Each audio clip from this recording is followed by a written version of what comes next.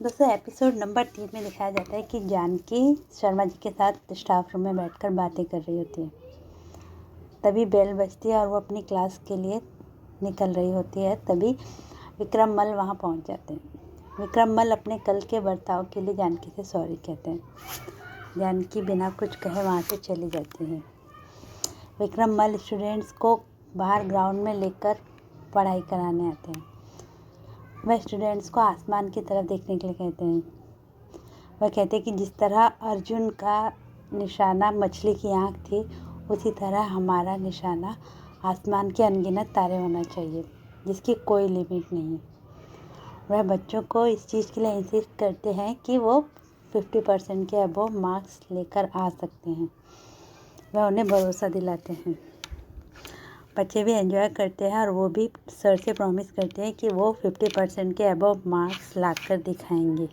इधर रेखारी जी विक्रम को बिल्कुल भी पसंद नहीं करते। उनके पढ़ाने का तरीका रेखारी जी को पसंद नहीं आता है। वह प्रिंसिपल से कंप्लेंट करते हैं।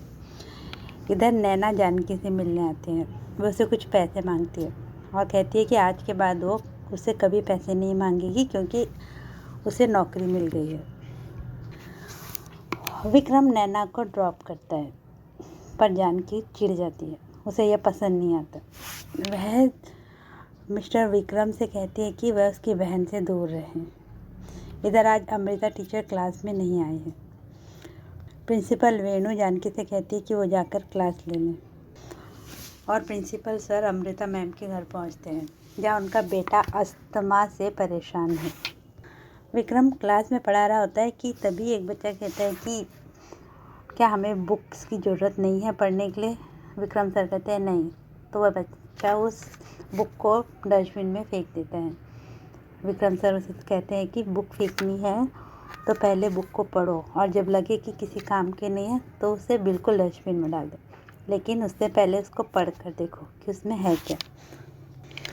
इधर जानकी अमृता मिस की क्लास में पहुंचते हैं, जहां बच्चे शरारत कर रहे होते हैं। वह गौरव को एक थप्पड़ मार देती है और क्लास छोड़कर स्टाफ रूम में आ जाती है, जहां सारे टीचर्स कहते हैं कि वो लड़का है ही ऐसा, उसके साथ तुमने सही किया। लेकिन विक्रम को ये पसंद नहीं आता। वह कहता है कि बच्चे बड़े हो गए और उन पर हाथ नहीं उठाना चाहिए। पर जानकी को उसका मशवरा अच्छा नहीं लगता और वो गुस्सा होकर वहाँ से चली जाती है। इधर वेणुगोपाल सर अमृता मिस के यहाँ पहुंचकर डॉक्टर को फ़ोन करते हैं। डॉक्टर पहुंचता है और अभिमन्यु की तबीयत का चेकअप करने के बाद कुछ दवाइयाँ लिख कर देते हैं। इधर रेखारी सर मैथ्स की क्लास के लिए अमृता मिस की क्लास में पहुंचते हैं, जहाँ उन्हें पता चलता है कि जानकी के थप्पड़ की वजह से वैभव को कुछ सुनाई नहीं दे रहा है। उसके कान का पर्दा फट गया है।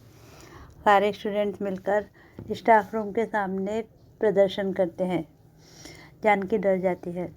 रेखारी सर उसे अपने ऑफिस में आने के लिए कहते हैं। जानकी वहाँ पहुँचती है। रेखारी जी उसको डांट देते हैं।